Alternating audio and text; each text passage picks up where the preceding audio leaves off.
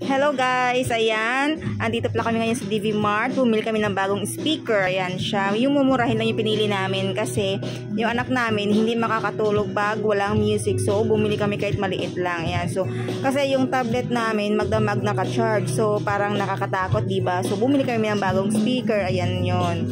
Ayan yung bagong speaker, 350 watts lang siya. Ito naman yung aming anak. Ayan. Sama-sama siya. O, ayan. Yan si Kuya. Si Kuya yung taga-ayos. Ayan, hinanap niya yung mic kasi nakalagay sa box, merong free mic pero pag tingin wala pala. Ayan siya. So, yan naman yung asawa ko. Yan, titig ng titig. Oh. Pero okay din to guys. Kahit maliit.